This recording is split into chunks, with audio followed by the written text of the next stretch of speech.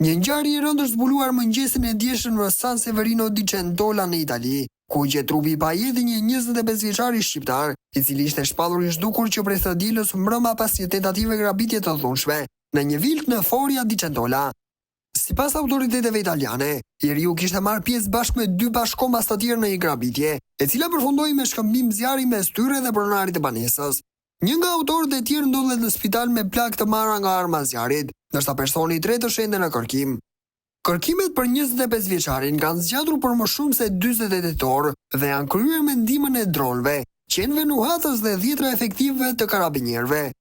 Trupi u gjet në një zonë të pëlzuar në Limazo, ndërsa në vend ngjarje ka qenë të pranishëm familjar dhe bashkëdhetar të tij që kishin ruajtur zonën me shpresën për një lajm të mirë. Sipas hetimeve paraprake, viktima mund të jetë qelluar nga pushka e pronarit të vilës rreth orës 22 të satirës, por ende nuk është konfirmuar se kush hapi zjarri pari. Po hetohet dhe mundësia për një armë tjetër, një pistolet e rëmbyer, që të jetë përdorur nga ajdutët gjatë përleshjes. Pronari i vilës është tashmë nën hetim, ashtu si dhe shqiptari i plagosur që ndodhet në një spital në Napoli. Ngjarja ka shkaktuar troditje të madhe në komunitetin shqiptar në Itali dhe pritet të ndezë debate mbi çështjen e sigurisë, vetmbrojtjes dhe përgjegjësisë ligjore në raste të tilla ekstreme.